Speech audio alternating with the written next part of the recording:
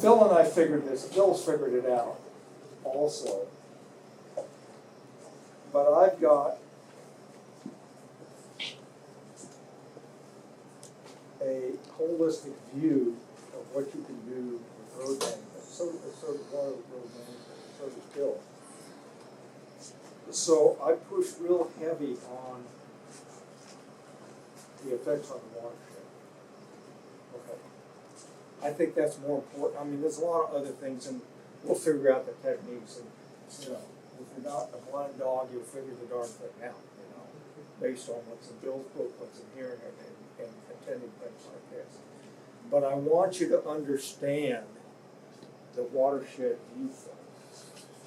Okay, and I want you to understand how critical it is, and that for me, when I hit a road, I do this out of here, okay? And that's really good for Steve. When you do something from a passion, it's not work, okay? And part of that,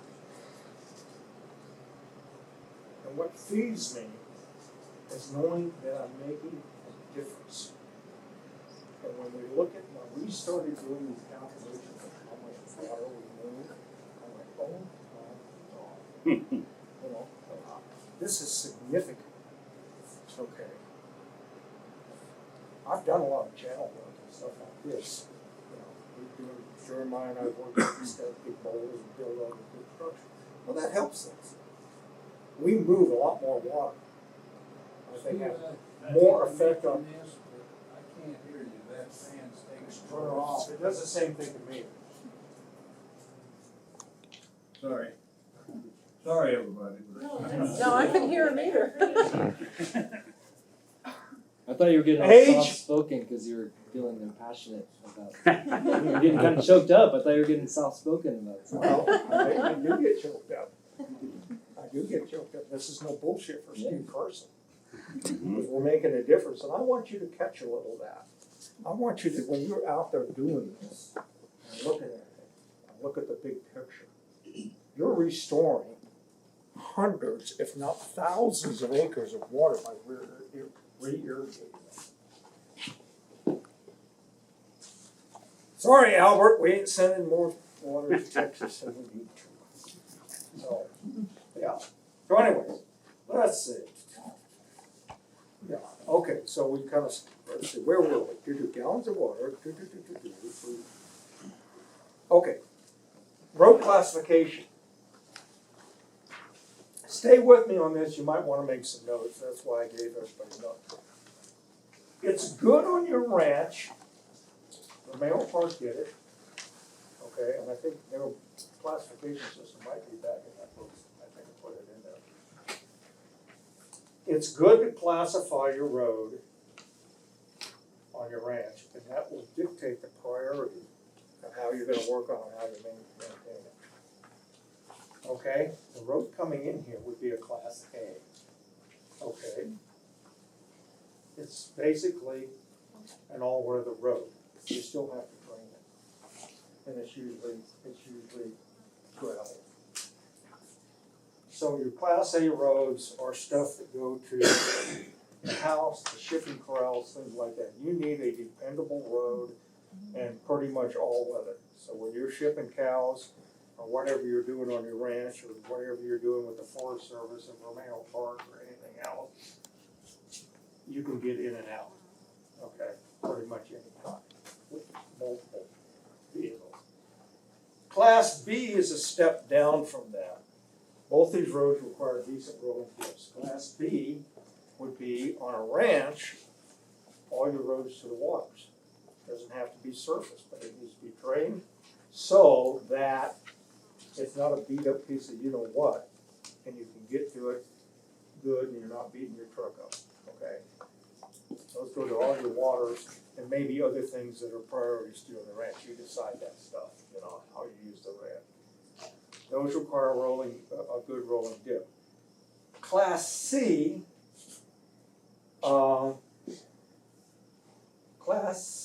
can be a semi-closed road or an occasional use of what we call administrative road. Something you might use once in a while, but you don't run the feed truck over, you know, every day in the wintertime in that pasture. Okay, it could be that, okay? And those can be different types of water, rolling dips or water bars, okay? Class C, more of an administrative road, casual use, hunting, etc. Romeo Park. Class C is kind of closed, their definition of it, but with drivable water bars, that's how we classified it there. Drivable water bars used for administration and hunting, mostly just picking up an animal, okay. Class D is pretty much a dismantled, you could go for dismantled or abandoned road. You still have to drain your old abandoned roads, because they have the same effect. Okay, and we all got all these old wagon roads and crap that are all over the place, it's unbelievable, you know. So, in your road management and how to, you go, oh my God, I got 200 miles over, what the hell am I gonna do? Well, sit down and prioritize it, and those are the ones you work on first, okay? And you know, it take a few years, okay, but, you know. Wet weather management. Stay off the road when it's wet.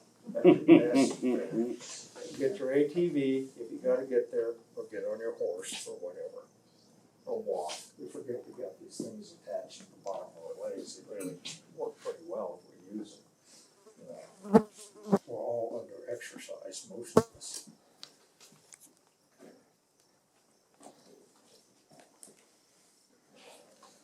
If, when a road is collecting water like we drew on here, and it's just got water running down the road with no drains in it.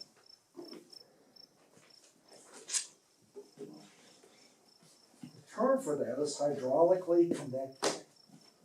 Okay?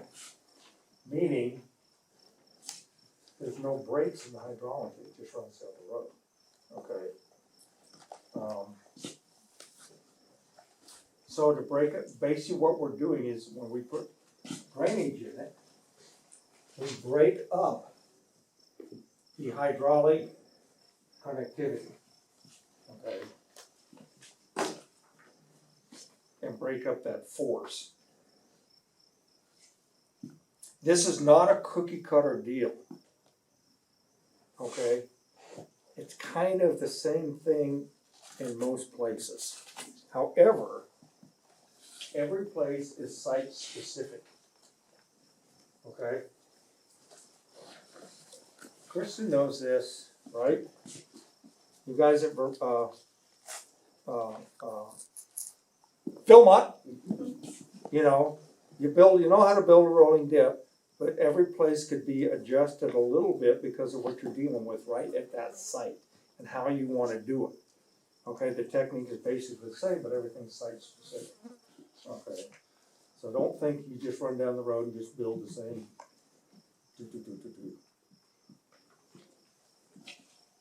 Has to tie into the surrounding landform. It's driven by soil type, hill slope, aspect. Who doesn't know what? Raise your hand if you don't know what aspect. I'm just curious. Who doesn't know what aspect is? Aspect is our position to the sun. So if it's southern aspect, it's sloped that way.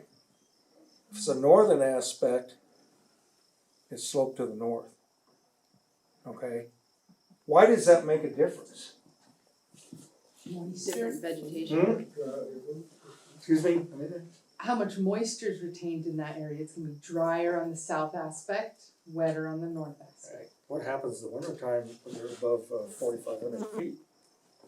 Ice maybe on those north aspects. Huh? Frozen conditions. Frozen, snow, da da da da da.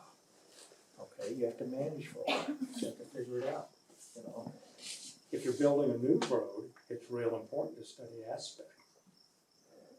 You know, choice to put it on the south side of the road in a snowy country, you're probably better off. Aspect, road usage, what we drive over the road, okay? Is it a pot belly, you know, full of cows? Is it a school bus full of scalps? I mean, you know, you gotta size stuff for whatever goes over it, okay? If it's a funky old road that you only go down never, hardly, you can put a hump and a bump in it. Call it thank you, ma'am, or a water color, you know. But, okay. It's also driven by vegetation cover or lack thereof. Hill slope coming into it. If you have not too steep of your roads here, if you have not too steep of a hill slope coming into it, and it's well vegetated,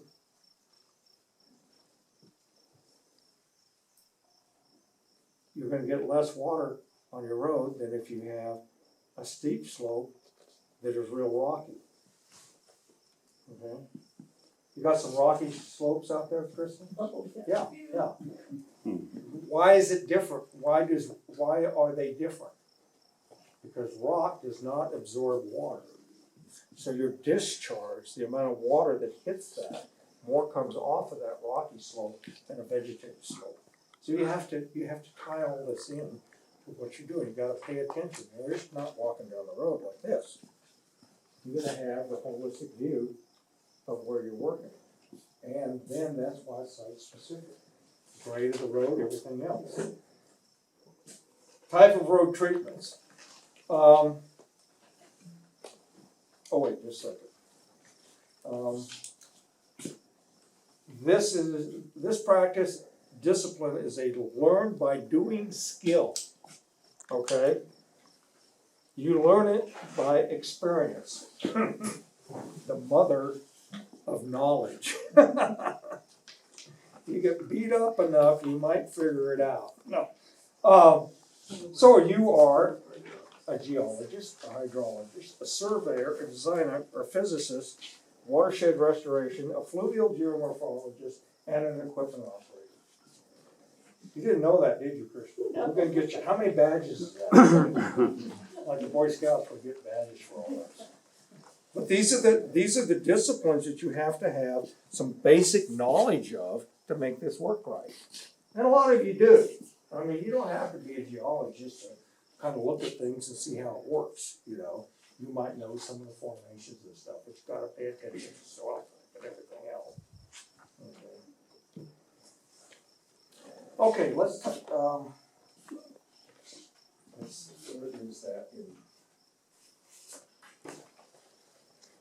This type of treatments. Oh, yeah. You might flip to, if you want to kind of follow along with Bill's book. I'll cover most of these, maybe not in the order, but it's page 15. He's got a bunch of treatments.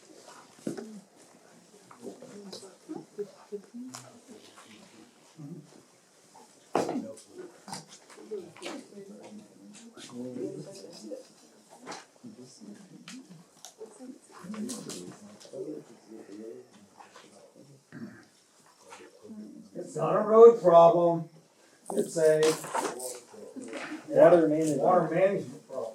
Do we manage everything else? Manage the grass, manage the money, blah, blah, blah, and we forget about it. And we manage some more, I mean, we don't. You know, this is a big one I think we're missing. The standard treatment, I'll draw it in two forms, is the rolling bit.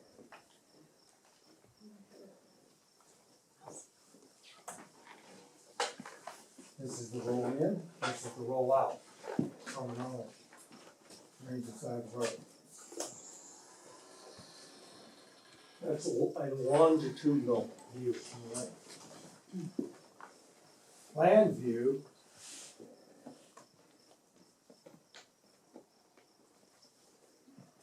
Slope is this way.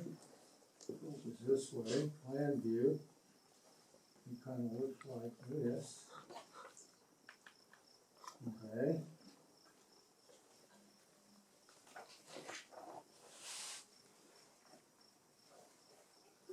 the drain going out here. Or coming down the road, going out. Most everything we do is based on that basic concept. We kind of modify it. Okay, and we'll demonstrate some of this stuff. Water bar, also known as a thank you, ma'am.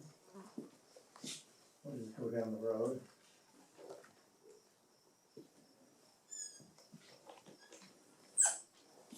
It's more of a hump and a bump, not easy to drive over. That's why we only use it on markedly used roads or closed roads, okay? And sometimes we have to use it on some real, we'll see some down here when we look at the road going into the canyon. It kinda had to be that way, just because it's steep and it was just, kinda, to get the reverse grade, it was easier to kind of roll this hump and a bump. You can get over it with a trailer.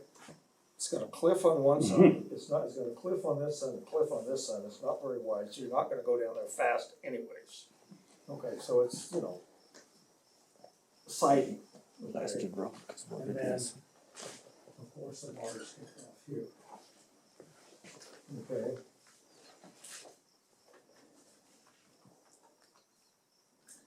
What we don't wanna do is build these when we're supposed to be building those.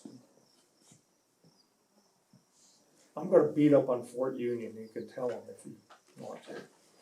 Don't They're beat on not them here, too so you can say Yeah. that. Don't beat on them too hard, cause I did some of that. I worked with those guys, but they didn't get this concept. Jeremiah actually had to rebuild a bunch of them. What was the basic problem with them, Jeremiah? Some of them, the drains were too hard, and a lot of them, they're really abrupt. Yeah. And, or hump and yeah. bump. Yeah, and I know. it's a technique you can learn to make them smooth. You get your material on the road and you start pulling the blade back, and you're going up. It lets you climb the hill. And then you might be a little bit jerky in the beginning. You start pushing the blade forward when you hit the top, and then once you feel that tractor roll, you Keep rolling out. start pulling back. So as the tractor rolls over the top, you're pulling the blade up, and then you can make it smooth. But the other thing is, 40 miles an hour. to do this from the start, you have to have enough material. This is where we always screw up. Every class that I've ever taught, I said, okay, guys, I wanna see 40 yards of dirt in the road, county guys in Arizona. They bring up 20. Didn't say anything. They wallered around out there and tried to make a rolling dip with not enough material. And they either made a hump and a bump, or they had it too flat and the water was going on top of it. Okay, so don't be timid about hustling dirt, right? I mean, the more you got, the easier it is to build. I'd rather stretch it out a little bit, and have too much dirt than not enough. Okay. Is there a depth issue in getting that dirt out? Excuse me? A depth? How deep you go to do that? Plate width, and whatever you need to get up on the road. So the depth average, what I've seen is about 12 inches is all I need. Maybe a blade wide. And I used to say 50 feet out, and that's okay if you gotta get 50 feet out. But you back that tractor 50 feet off the road and start pushing dirt, it takes you a lot more time.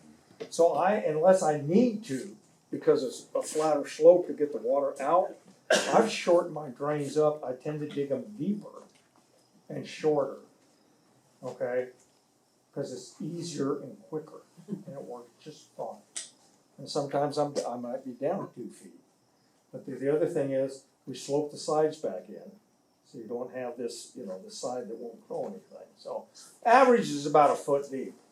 Steve, whenever you're gathering that material to put on your downhill side, if that is a slight upslope because your road is slightly in size, you savvy what I'm saying?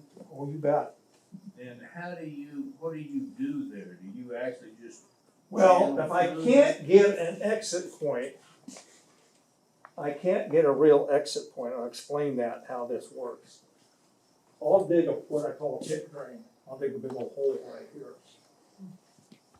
And will collect water, collect sediment, but eventually it's gonna have to be maintained. The other thing, Mike, let me see if I can draw this.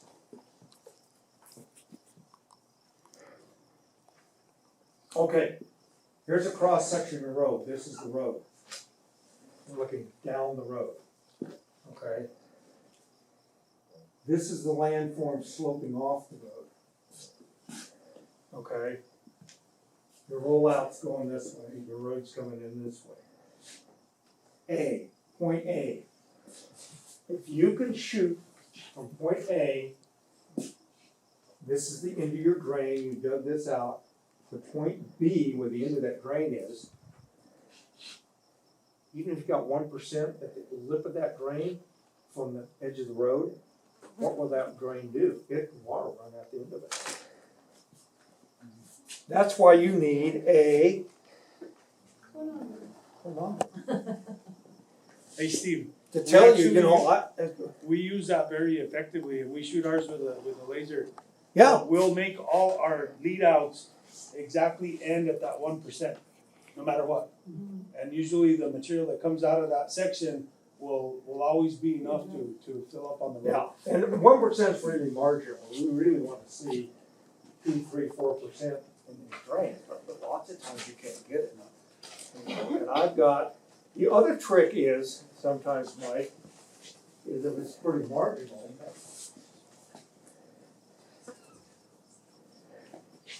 I'll elevate the road a little bit, I'll pull some extra brake, or it eats the road up. So I can get that 1% out there, or 2%. Does that make sense? Does that answer your question? Yeah. It's a really good question, and it's part of the technique, and I'm glad you asked it. There's so many of these tricks that sometimes we get in a class like this, and unless somebody answers the question, it's hard to. Okay.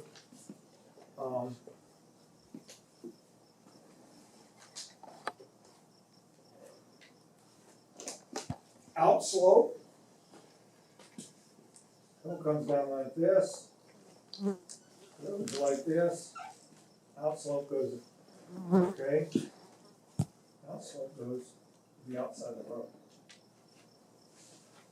Those road cross sections are on page.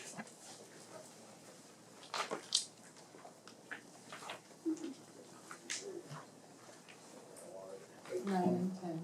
Where are they? 9 and 10. 9 and 10, thank you.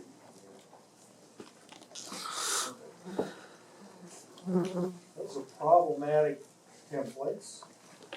Oh, road cross section, yeah, okay. Right, no, right, exactly. So outslope is this one there, slopes out. Inslope is the opposite. Slope off the hill, road slope, hill slope, inslope. Two techniques for draining the road. I use a lot of slight inslope in a road coming into my drain. My drain's over here, and as I start working stuff and cleaning up stuff, I bring that road up to the drain area and outslope a little bit. Gotta be careful with this. Why? What can that do if you in the wrong soil type and that soil type gets wet? Same way with this. This is real good if you only can crowd the road into the hillside, okay, and put it in a ditch. Okay, and lots of times you might use this where there's a real steep drop off or something. And you've got to manage your ditch. How to manage your ditch, I'm gonna jump to that really quick. Let's say, and I use these, you have to use a roadside ditch for something. Okay? You always want to tie that roadside ditch into your rolling next one. You have a crown road. That's great. We'll talk about one out here. You still need to drain it. And you tie your ditches in and get it off the road. Otherwise, what happens to that ditch? Well, it goes down the road about a half mile. How deep is it now? 2 foot deep. Hmm? 2 foot deep usually. or 8 or 10. Yeah. You know. But a managed one, if you don't manage it right, it's 2 foot deep. So Every 15, 20 yards. And if you actually are interrupting a side ditch with a rolling dip, and you're getting all that side ditch water up and out and off of the road, you better change the material up. You don't want a bunch of fines on that rolling dip structure. You might actually wanna do masonry work right or there, rocks. where Yeah. the ditch Reinforce it. meets your structure. Good point. You can, if you're getting scour in the bottom, it's an indication you're running too much water, number one. Good point. And you can rock the bottom of those, get scour, put some rock in. The other thing is,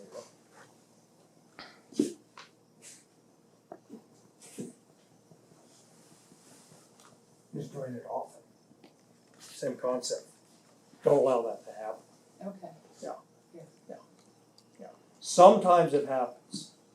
And just because of the landform, where you have to drain it, where you have to bring the water down, I've had it happen. Didn't have a choice. Bottom of Schnebley. Steadily all the way down. Yeah. Amelia and I know about a horse in the front here, it was an absolute wreck. And we had some really beautiful masonry work there, you know, Old but you masonry had to work. rock it. You had to definitely bring in rock. If you went in and put in a berm or a rolling dip with a bunch of fines, it would have all been in Oak Creek in a couple of seasons, right? But that you do the fishes. I mean, it's all connected, we know that. You know, this road's connected to that gully drops off in the Mora, da da da da da. And we're dumping a bunch of sediment in there. Berms. Berms are basically a bad deal on roads. Because. Why? Keeps water in the road. Hmm? Keeps the water in the road. Keeps them on the road. Sometimes they're handy where you got a really steep road and you want it, it's kind of a safety deal, all right?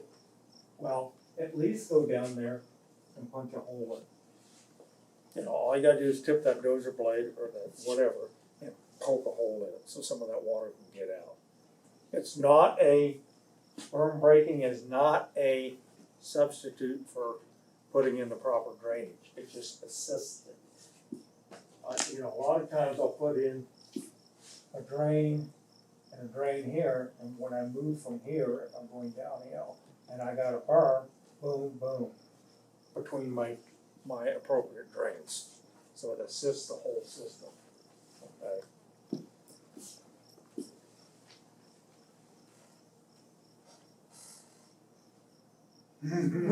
Mud holes. Have you figured out how to fix a mud hole? No, seriously. Kind of. Okay, kind of. You know, it's something that I had to work on. Once I figured it out, I worked on some mud holes coming in here. You saw what I did. Actually, one of my mud holes, we just filled that darn thing in. Okay. And pack it as you do it. What'd you say, Lord? Pack the dirt as you put it in there. Pack it. Pack it. Pack it as you put it in. I did. That's what most people don't do. Yeah. They push the dirt in there and it's I soft. packed it in one about And then 1 the foot car layers. goes through and they cut the hole back. And help on that road too, remember that. Yep. Good source. So what are we doing? Mud holes. Road comes down.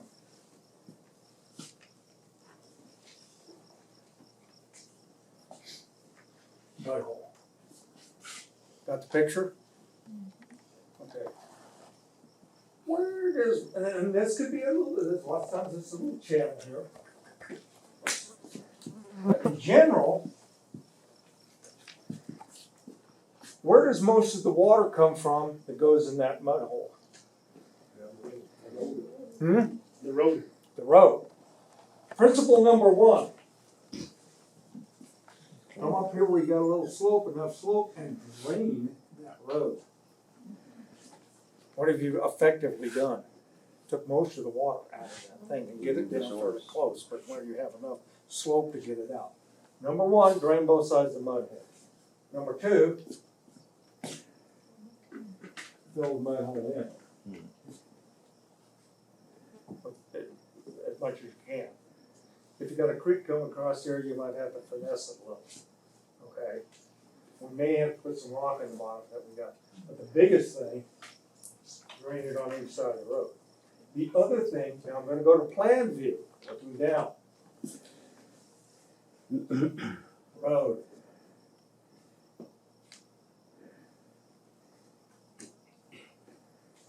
Mud hole.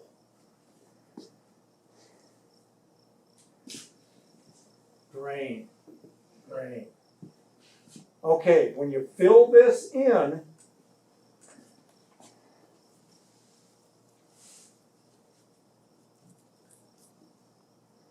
you elevate this.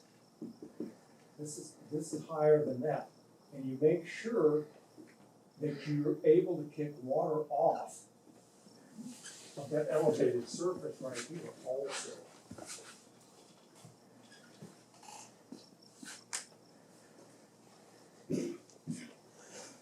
Mud hole 101 works. And Lauren's right. You start filling this in, you want to put about a foot of dirt, run your machine over, put another foot of dirt, just level out, run the machine over. Does it take more time? Yes. Does it produce better results? Absolutely. Otherwise, that tends to be a low spot anyway, so it's going to have some water collecting in it. You put a bunch of loose dirt in there, your truck and your trailer is now stuck. And now, well, thank God you had your horse. You can ride home and get the tractor. Thank God for cell phones. You know what cowboys carry the horses in the truck, don't they? You know what? You know why? Since the truck breaks down, they don't have to walk home.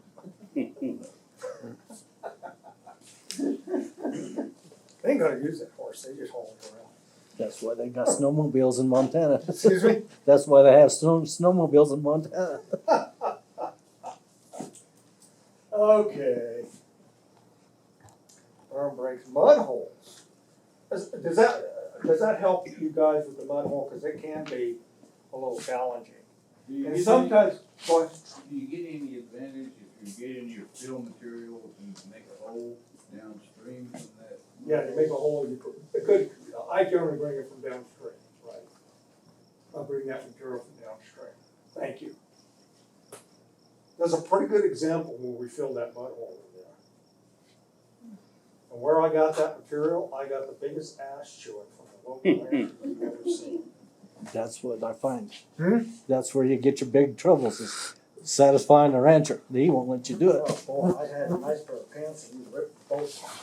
That's why there's no drainage on most of that road. When it was all over, we were buddies. That was actually good. The way that all turned out was a hoot, boy. Yes, we bring that, you know, and if you had all the money in the world, it's a good place to haul some real good material in there if you can. The other thing is fill it in and cap it with some good material. Now, you would do that. See, we're gonna do some work on this road going out, and we're gonna have exposed crappy dirt up on their nice Felicia Road. So the trick there, the Turner guys have been working over here in the caliche pit, piling up caliche, is they're gonna have to haul a few truckloads out there and cap all that stuff. Otherwise, they're gonna have muddy spots. That's just how we have to do it. But once we get the road drained and once they get their stuff capped, they'll reduce their road maintenance by 80% or more. Let me tell you a story about reduction. Did I tell you the story about reduction of cost at Pima County Road Department? Rick? A quick question about your previous comment on covering the Felicia Road with soft material and hauling more in. Will you ever salvage and stockpile the gravel that's already there, and then build your own dip and then cap it with the material you salvage? Yes. However, there's usually not enough material to really get it done. But I do push it uphill I scrape it off, push it uphill, and push what I can get back on. It's usually a little short, but yes, that's a very good technique. You could in-haul the good material, but it's a lot of material, that, I mean, 20 to 40 yards for a rolling dip. What's easier, go push up the old material, the native material, and haul 20 yards into cover, or 15 or 10, I think economically that's easier to do.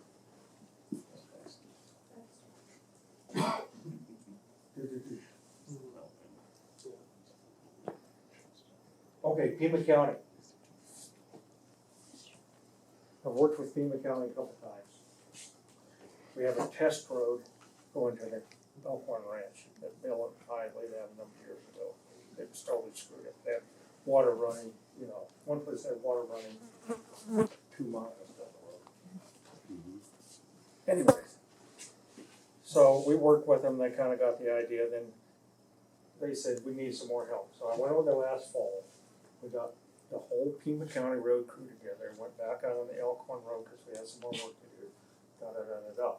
But in getting that road workshop together, Pima County said, well, what's it worth to us? So I went to Tucson and I met with the head of Public Works and the county manager, and I think one of the elected supervisors was there. And I said, what's your road budget for the year for all the roads, all your grading that you do, just from the graders maintaining? I can't remember what it was. It was in the millions of dollars, total amount. But we had some numbers already on the Elkhorn Road. They pretty much quit grading it. They spot graded once a year. They graded it 4 times a year before that. And it kept washing out. So we extrapolated some numbers out on the total mileage of road they had. And I said, what if and their average cycle time was like 3 grading cycles on all the roads. What if we took and dropped one of those cycles out? It's $5 million. Do you think we had their attention? If they invest, now they're gonna have to invest just like any of you would have to invest time and money into a road system. But you're gonna save money. You're not gonna have to work on the road, you're not gonna have to, you're not gonna heat up your trucks so much, blah, blah, and blah. And the biggest point is you can put the water back where it needs to be. Okay. Scallop.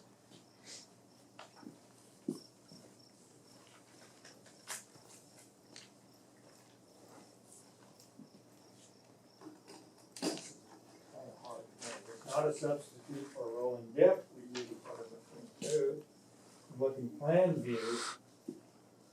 But basically what you do is you drop a blade right here, and you kind of go out to the side of the road and pile a little bit of dirt right here. And it's angled, it's outslope. It's just a little tiny outslope that kicks the water. Hopefully, in this, you catch both wheel tracks. It's easy to catch one wheel track, it's a little harder to catch both wheel tracks. So when you start you gotta have your blade that cuts into both wheel tracks. Your blade's chipped so it's digging here, but your excess comes right up here. Okay, we'll do a couple today. You don't know, Jeremiah, the scallop? No, I don't think so.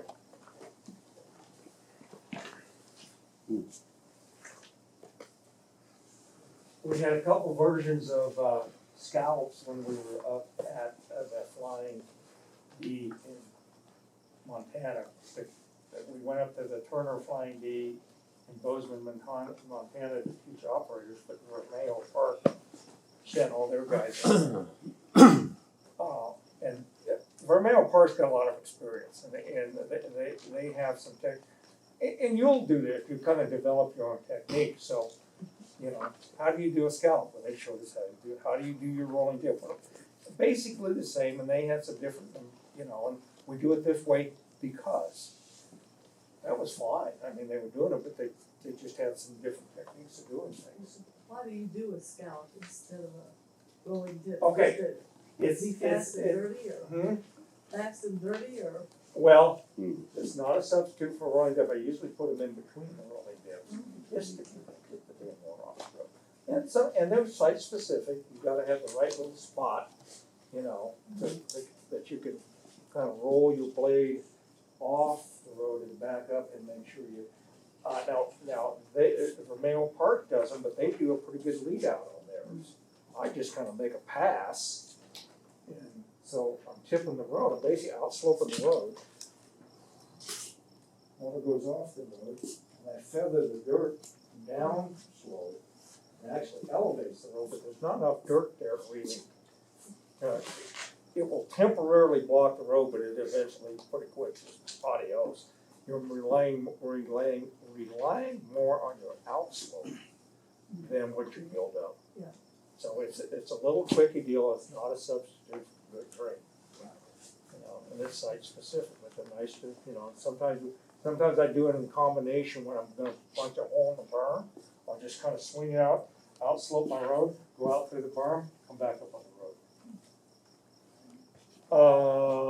Can be done with a loader. I mean, a little different deal, I mean, you can't, you ever try to angle your bucket, you're sitting in the, Yeah.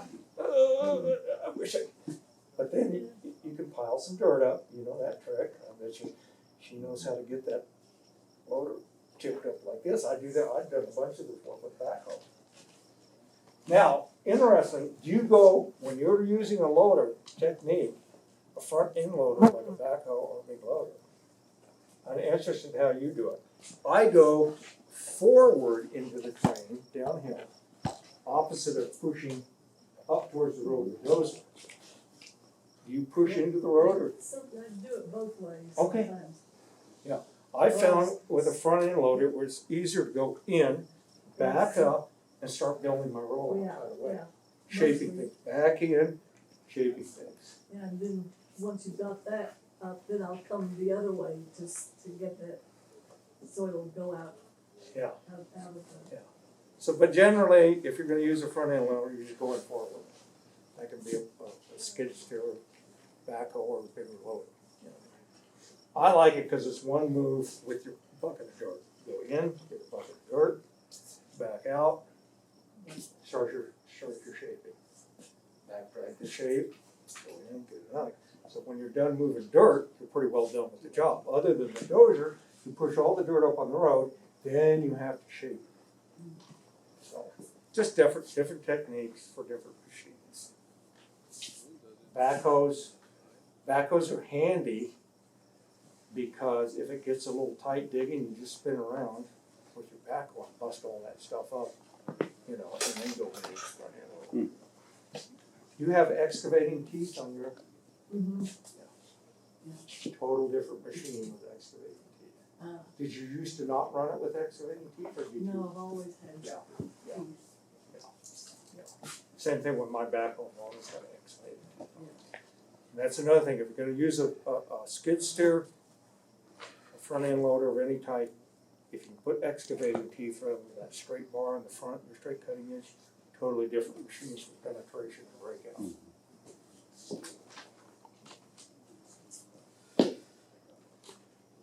Now, uphill slope diversion ditch. Okay. Road.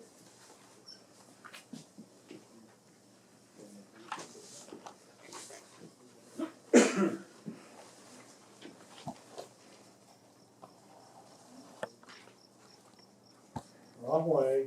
Let's do this way.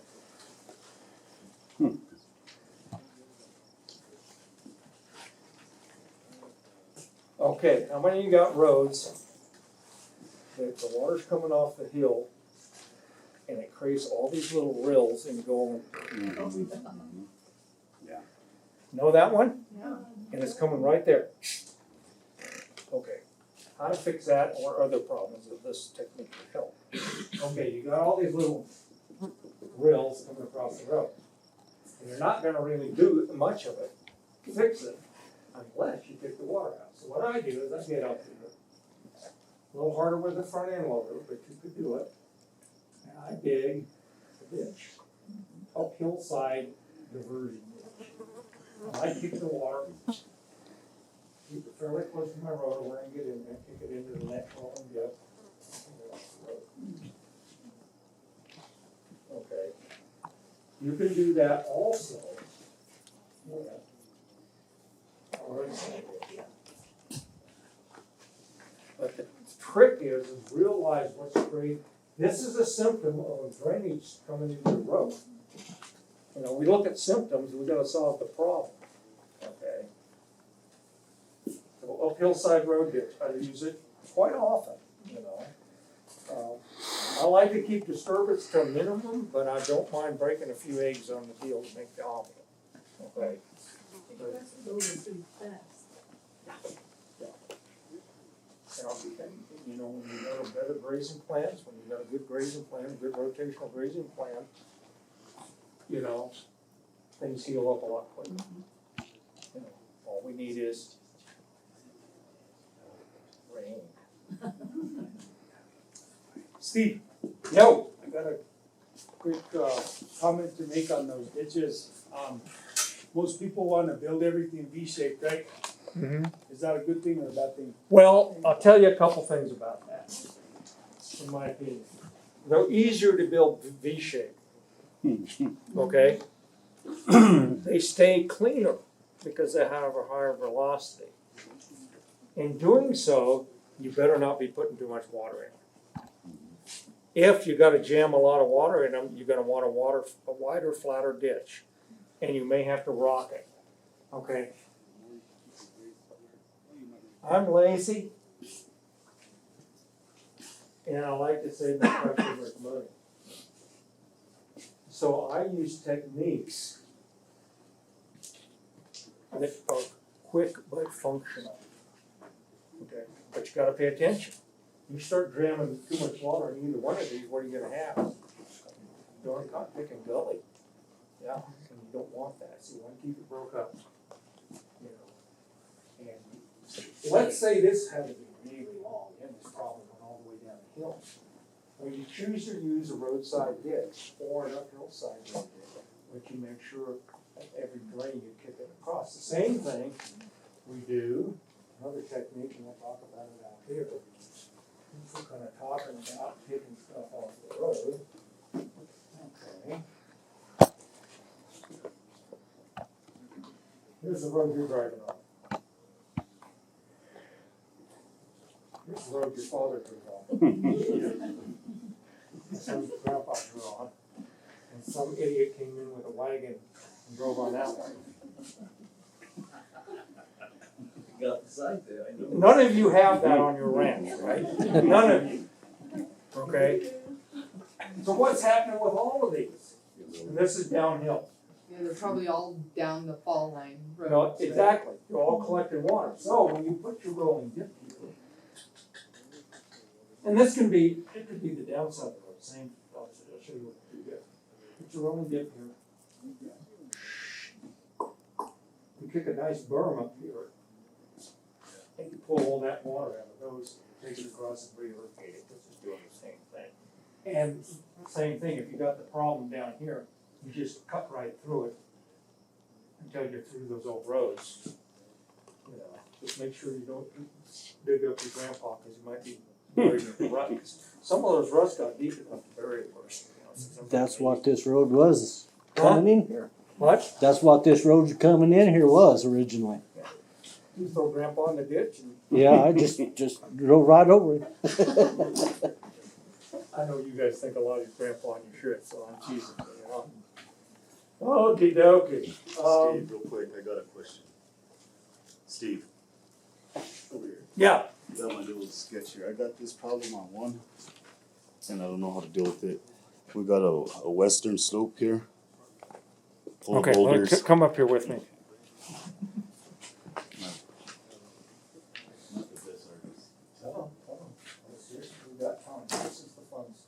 It's a low bar up there. I don't know that. It's a low What'd he bar say? start. I'm not getting hard of hearing. What? Well, I made it through one war, but my ears didn't make it, and then one thing, and then shooting and everything else. Okay. But I had, one time, cleaned out the inside of a concrete mixer, a big, on the back of a truck, as the engine broke down, and the load set up, and we got it as the jackhammer. Inside the Oh. barrel, with no hearing.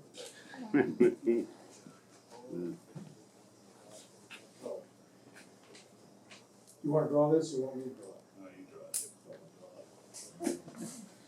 Headed up to, towards the cabin, To where? to the cabin, Which handle? at Michael's. From the quarters. Yeah, I'm not familiar, I'm gonna call it up here. Which is where the road's So right here, the road is something down towards the culvert. Right back the other way here. Fly spray the other day. About 300 feet. It's Around not the large, street. it's not long. Then right here around the trail, we have a bunch of boulders and rock. Okay, bunch of rocks here. And then This is the hill slope going in. here we widened it and raised it about 2 feet with base course. And then we got this one put in back in too, just like it's unique to this spot. So it's probably Is this a grade break here? well, right here, it comes back, it goes back down in. Okay, slope this one and slope this one. Yeah. So what's the problem? Okay, the problem is, got our last big one at an inch and a quarter, it reached right here, but we have it widened and raised, and it washed out material. I tried to trench down in with the 6 weight. Where'd all the water come from? From just the rain from that slope. Slope. You have this road drained, you have cross drains in it? We, from here to there, it goes nice, even up the culvert, but here back, from here, it just has a, pretty much just a trench, a hook for it. No rolling dips. Okay, the first thing, so the washout is right here. Right here, Okay, we'll draw that in. we raised it. Okay, you raised it, right, so you put it started out there. So we can fit a truck and trailer The on. first thing, let's talk about this. The first thing, you got 300 feet between this grade break and here. You probably should have drained it a couple times right there, so you can get that water off the road. So we got a couple in there. Okay, so you have a ditch here? Yeah. You catch that in the ditch, is this making sense? Yeah. You reduce the water significantly that's going here, and you probably had some coming off this hill, right? Yeah, it's all in the one side. Okay, so then you still got, okay, so what's the distance from here to here? About 100. Okay. Okay, you got a great break there, well, let's get a dip, let's get a long dip right there. Now what have you done? Take a bunch more water, is this one, now you got some, is this a rocky hillside? Yeah, rocky, but it has a bunch of brush and. Yeah, but still, could you tell that the water came off the hill onto the road? It's hard to tell, it's just covered on. Yeah, but right here at the edge of the road is where you look. Yeah, well, that was my plan, I dug deeper, was able to protect the next rain You put a ditch here as much as I could, I was only able to get about 6 inches deep. on the edge of the road. Yeah. Right here. Yeah, it was about that. What I was gonna ask is would it be okay to, get like an auger and punch holes in that to capture water? You can't get up on this hillside and put a ditch. Then, I would either put a rolling dip here. Okay, we got a ditch coming down here. Or in your fill material, come down the road, you got a lot of water, dip it down like a channel, and the still scours out, put rocks in it. Okay? But the first thing I do is drain these roads. Okay? Yeah. First principle, this is an indication of what? This scour out. It's an indication of what? Concentrated, I didn't hear you. concentrated water. Yeah, too much water on the road, you know? Too much water on the road. So when you start getting that, you need, the easiest and quickest thing to do is get the water off the road by putting in some rolling dip. Do you know what the slope is here? It's pretty much that old road there. But does it have a slope? I mean, water's gonna run, Small dome. but water, if you dump water here, it's gonna run down here. Yeah, it's a small. Still, 400 feet, you're gonna collect a lot of water. But when the guys went and dumped the material, they're the ones who did it first, and they just kind of built it, raised the whole thing. Except here, they have to raise it way more than two. So their truck would make it around. And I'm just trying to. And the other thing, if you wanna make this a high, if this is a low spot, you do the same thing we did with the mud hole fill, we build this up. Instead of this, you do this, to make sure that you can get the water off of your home, right? Here. Okay, Yeah. does that make sense? Yeah. Okay. First line of defense is put these 3 rolling ditches. And again, I kinda got the picture of what you're doing here, but there's 2 things, you either make it a channel crossing and rock the bottom, or you fill, it's considered a low spot, fill it in and raise it up and make sure it drains. Everything's gotta drain, don't plug the ditch, don't plug the hole. And if all else fails, go get a culvert. Culvert there? Hmm? Could you build it up to put a culvert? You could use a culvert. Yep, that's, Yes, yeah.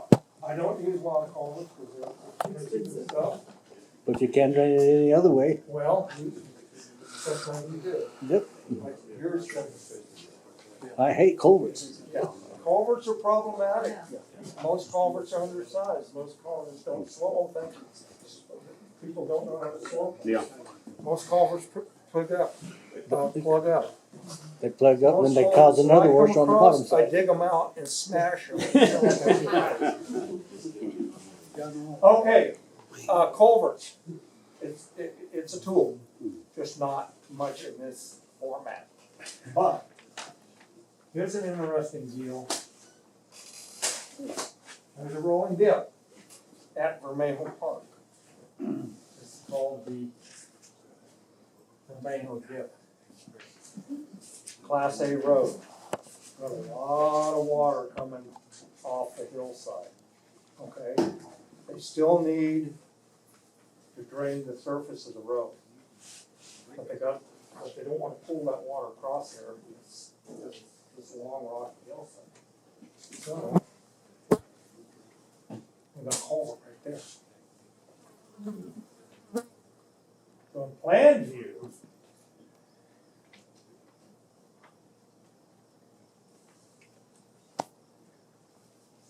that's a rolling dip here. Now, the roadside ditch is like a gang river, okay? You got this, water protects off the road. Come in here, make sure you have a ditch down there, that's a culvert.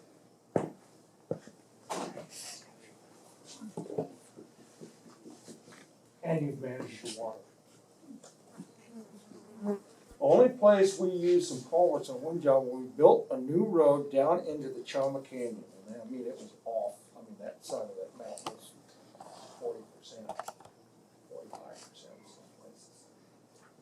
And we tried to keep the road, we had to get off the hill, and our average slope was right at 10%, that's what we were designing, that's still a fairly steep road. And, you know, we got a lot of water coming out of this hill. And instead of, you know, trying to put a rolling dip on a 10% slope, we put a few culverts in there that really help us manage the water. So it's site specific. Make sure your culvert is sized correctly. Minimum size, 18-inch or 8-inch. Stephen, I got a culvert question. You tend to see most culverts across perpendicular to the road. Some are skewed. Should they be skewed to the direction of that flow, or does it matter? It matters.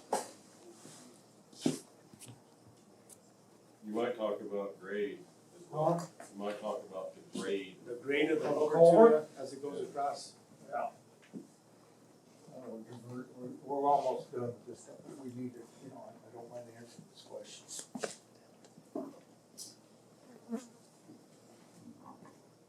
I mean, if you have any, if you wanna jump in on any stuff you know.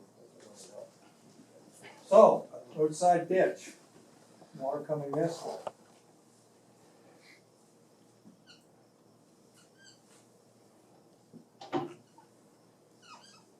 2% minimum slope in a culvert. Minimum. Now, Gerald, let me ask you a question. There's a ditch dam right here. Bypass the culvert. Water comes down and turns at a 90-degree angle. What happens when it has to turn at a 90-degree angle? What? Wants to scour. No. The water slows down. What happens at water? Why? It slows down, so When it has it less slows velocity, down, drops all of its sediment. drops all the sediment. So you're gonna get good sediment deposit. So, same location, ditch going this way. Now what do we got? You Better don't have to velocity. slow down as much. Don't slow down as much. Right. And there's some little tricks you can build some rock stuff and make it, but if you put it right angle, it's just like if you put a rolling dip right angle and try to turn that water straight off, it's gonna puddle on you, it's gonna leave a pile of mud right there. Okay. Does that make sense, Daryl? Yeah, Does that answer your question? it partially does. Like 35, 45 degree angle. Well, it kinda depends on what you're doing. More angle, the better you are if you can stay within your slope. My Okay. question was on a, like a small stream or something actually Okay, crossing the that's a road bed. different deal. Okay, I was gonna go to that. Okay. Cause I've Don't had so screw many this people one up, argue boys. so many times about what. How are you gonna Correctly. determine the 2% slope? Shoot it, What? shoot it. Shoot it with a laser or a clinometer. That's right. Looking at it and say, oh, good enough. About 90% of the time, No. you're not. You're about 2% off. Jeremiah, what happened to the culvert the guys put in Dixon in the irrigation ditch that they backgraded the wrong way? Oh yeah, it filled in. Filled in, Great. and it runs water about 200 feet back and into the state highway. You know what?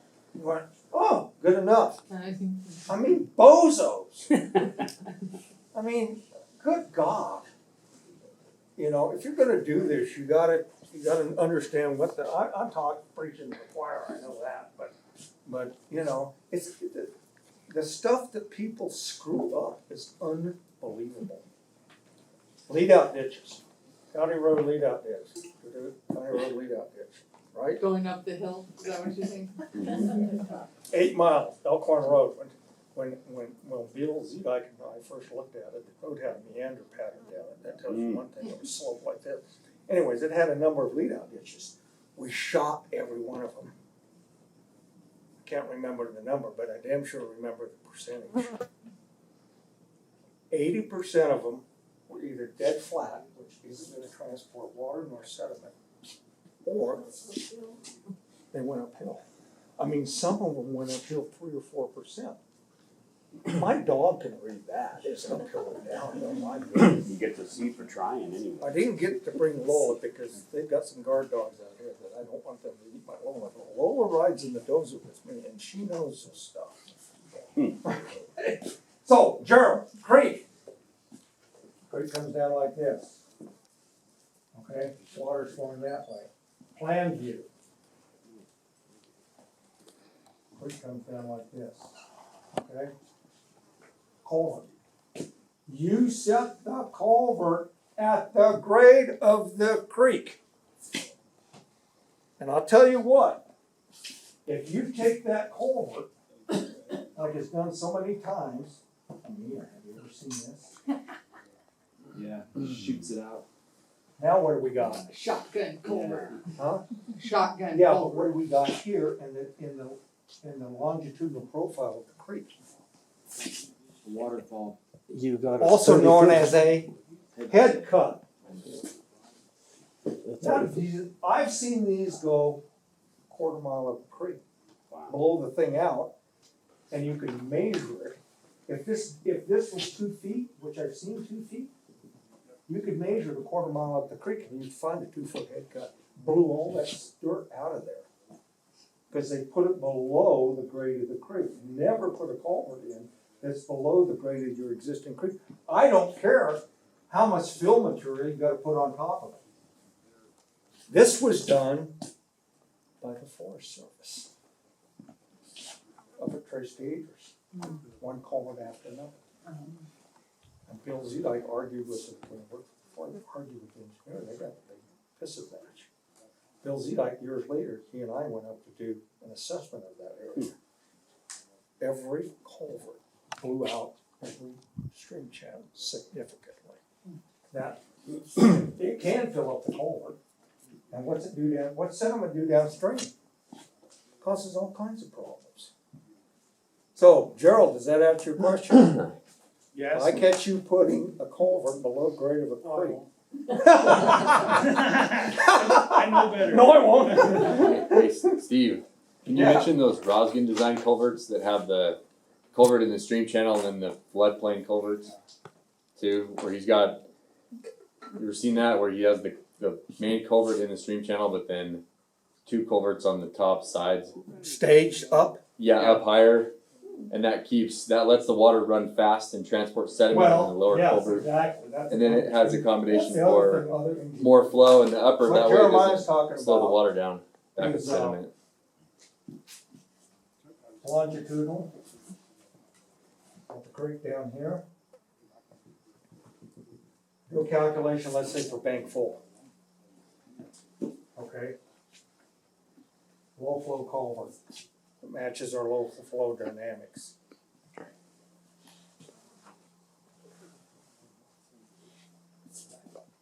Another culvert, two culverts right there. It goes above blank full. All calculated on the cross-sectional volume of that creek. Takes a little measurement, but Jeremiah's got a point.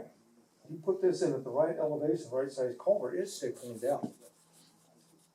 Because you're catching the right amount of water going through the right size culvert. If it's too small, it plugs up. If it's too big, lots of times it will abrade in the culvert. Same thing on divert. Somebody asked me if the state highway yesterday. Box culvert. Right?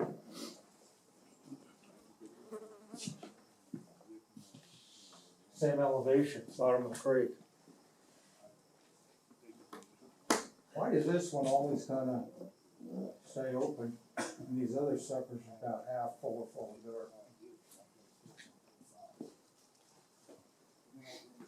They don't have enough, they got too much cross-sectional area here. All the water goes through here. When it raises up, they don't have enough volume to transport the sediment through, and the sediment stays there. Done by an engineer. You couldn't understand the international level of the speakers off the I've never been to college. I'm not an engineer. But I know how to measure cross-sectional discharge of a creek. Therefore, I can correctly build a box culvert. Based on the natural dynamics of the creek. Not what I want there. Or some bullshit deal that's to the 100-year floodplain. So a box culvert correctly built would look like this. Staged, just like the culverts. And at that point, you won't have enough volume if it's the right cross-sectional area. You won't have a volume at thankful, twice thankful, and 100-year floodplain. Correct? Yeah. You're college-educated hydrologist. Just But from see, my- she can validate this BS, you know? And I've seen that so many Oh times, my just God. so many culverts, just way too many and big and flat, and then they're all clogged on the side. So getting that Rosgan one down low and allowing that velocity through and then having the other ones up high, just that alone, I see that everywhere. They're still Go. building it. Next time you go to Las Cruces, after you go through Socorro, start between Socorro and TRC. As you're going down there, even in the west lane, look across at every creek crossing. First, look to your west and look at the creek. Nice, broad, sandy wash. look to the other side, with the gully, I don't know how deep. They crowded all, instead of this diverse, wide sandy wash, they stuck it all in one big culvert. That's the shotgun culvert. And all this concrete is shooting out like a fire hose, blew the creek out down below. Every one of them. Every one of them. Designed by an engineer, approved by the Federal Highway Administration. Approved by the Corps of Engineers. Uphill side road relocated. I wanna talk about that, because we don't really have a good example of it, but.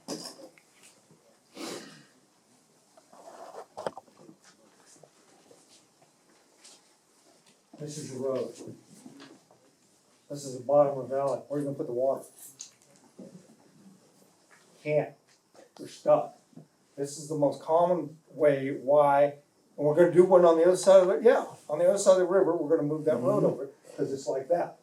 And it's just a pig hole, you know, comes right down the creek, washes our road out. So what you do is you move up here, and you put your nice little road, we can drain it in there properly, and build you a nice road. Builders would just move it over. Most predominantly in bottoms and valleys. Sometimes rough locations or otherwise, but relocating a road is an option, and you've got to understand that, especially when you go, I have no place to put the water and I'm stuck because I'm in this hole. And your option most likely is, you know, the only other option is a built-up road bed. Okay. And you still don't have anywhere to go with the water. Yeah, well, maybe you cram it in a roadside ditch on each side. Yeah, you're still screwed, you know, you're still. You're still in the bottom of the valley. Crown roads and built up roads. Steve, when you're along this line, when you're planning a new road, I just did it by eyeball, I didn't have anything to measure it. But I tried to keep the road on the same level. Bend it around, you know, your Yeah, road slopes and On contour? Kinda on Contour contour, to the land, perfect, yeah. perfect. Yeah. And you want, well, you'll work it out, you don't want, well, even if it's almost dead flat, you can still get it, you know, you're still gonna have to drain it, because it's got water coming off the side of the hill. But, you know, bring it around, think about what your drainage needs to be. And the nice thing about that, you can keep your slopes moderate if you can, you know, cause you're building it from new. Most of the stuff we get to work on is existing. You're stuck with what's there, and you gotta, I mean, it's like, figure this out. I built a few new roads, and it's a pleasure, because you can get them right the first time.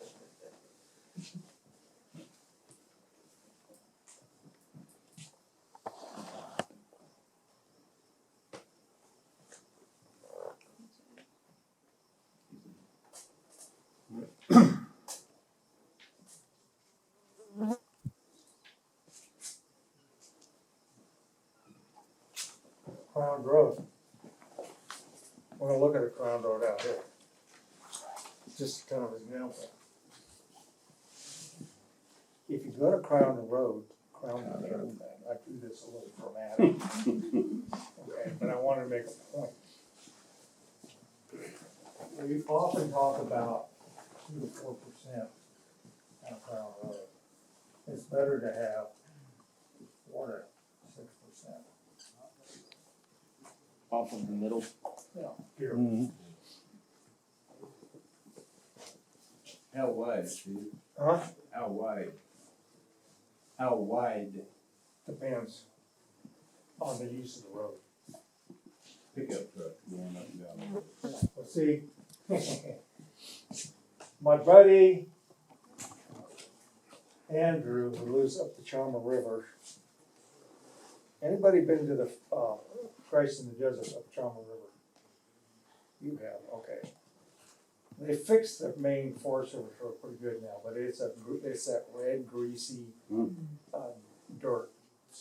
And it's, okay, so Andrew has to cross the Charmer River and then go about 6 or 7 miles up on the south side to his ranch. And Forest Service helped him surface some of the road, but then they didn't get it all, and he got this greasy stuff. The road's only 10 foot wide. I guarantee you, he's got a road that he's got an old Cat motor grader, and that's about how his road looks like.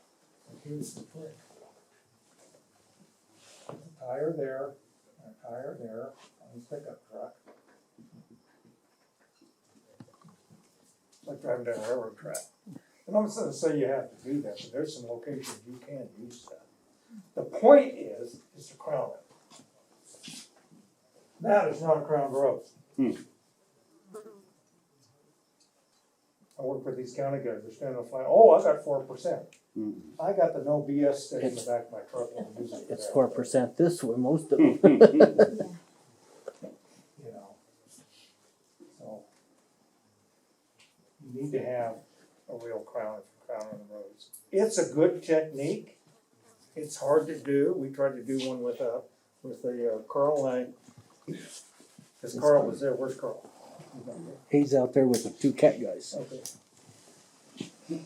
If that roadbed was 20 feet wide, You can still Same do it. thing. Still do it. Same thing. It's even 4 easier 6% from to the build top, it if right it's. here. You gotta be able to see it. And it's easier to build with a grader. Well, they're easy to build, so we built one with a dozer, and it's a little funky, but we had a little more time that day, we probably could have got it done, but it's a lot easier to build with a motor grader. A lot easier to build with a motor grader, almost impossible to do with a front loader. Okay. Yeah. Outsloping you can do, it's important. I rarely use it, okay? Unless I'm filling in a hole or something, I'll try to crown it, so I can kick that water off that dirt. Because a lot of people say, well, how about a crown road? Even with a crown road, you have to, you know, water running down these 2 ditches, you have to cross drain it somewhere. The other thing about a crown road, as soon as we drive on it, and I mean if you've got even good hard packed surfacing, you start to put tracks in it. You got a track that deep, You're running water. you got 1/4 inch of water going down the road. There's a road down by Socorro. That's through the highway and goes back over to Magdalena. State gravel road. Crown. I mean, they've got pretty good crown, pretty wide road. I mean, you kind of see the crown. You get on that road in a good rainstorm. Got 2 tracks about this wide. I got out and measured them one day. They're about that deep. Solid water running. Looks like 2 little irrigation ditches going down the road. Because it's caught in the track. That's why we still need to cross the crown road. And that's why we went to Pima County. They still do crown, well, they still flat blade stuff, but even if they say they're gonna crown it, you still have to drain it. Does that make sense, all this? We still got water running down the road. Steve. Yeah. I got a quick tip on that, and I got it from a colleague of mine who got it from another landowner. Drive your roads like you're drunk. Don't follow the same 2 tracks all the time to eliminate that problem. And I know landowners have been doing it for 20 years and not had to maintain their roads because they just wander back and forth He's zigzag. been drunk for 20 years? So, but it really does work. It keeps that running from happening. And you just do it randomly as you're going through. I don't know what It that does. refers to, driving drunk and on the road. Okay, the other thing, and here's another point, we go this, when you put any fill in the road, let's just say this is your rolling dip. If you notice, if you go out there, you'll notice there's some tracks way over here and way over here. That's me. Because what you wanna do when you start driving these roads is you wanna drive all the way across that. Why? Keep it packed. Huh? Keep it packed. Can't back it down. Biggest thing is, we drive right here all the time, you got 2 tracks packed down. I'll guarantee you, what's gonna happen is you hit that after it gets nice and wet, and this is really not totally not have any compaction, guess You're what stuck. happens? You're stuck. You know, Or you you're slide sunk. all the way in the ditch. And even after banging on them a little bit, you can still have the same problem. The trick on those rolling dips in wet weather is always go to the high side. Even if you have to hang a wheel out on the grass, stay to the high side. And also, because they're usually slope towards the drain, and that kind of keeps you from sliding into the drain. Always work the high side of your drain when they're wet. And after you put them in and you're driving the road, that's the user's responsibility to get them packed down. Same concept what Daryl's talking about. Get drunk and drive down the road. Quote Steve Carson. Cut that, Dang, cut that. Don't get drunk and drive down the road. Oh God, we got there. Oh my goodness, we got there. Permanency, I'm gonna run over just a little bit because we'll go. Permanent, build permanency in their stuff, build structures that will stand the test of time, okay? Good enough is not good enough. If I hear anybody say good enough, you're in trouble. Don't believe in good enough, I believe in doing it right the first time. The other thing about doing it right the first time, guess what? You probably don't have to do much maintenance on it.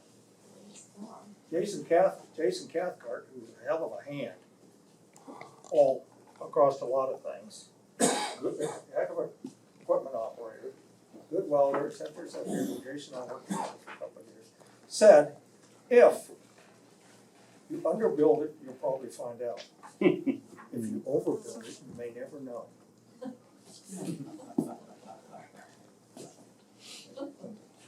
Build permanent, good enough is not, do your best the first time, and you may never have to deal with it again.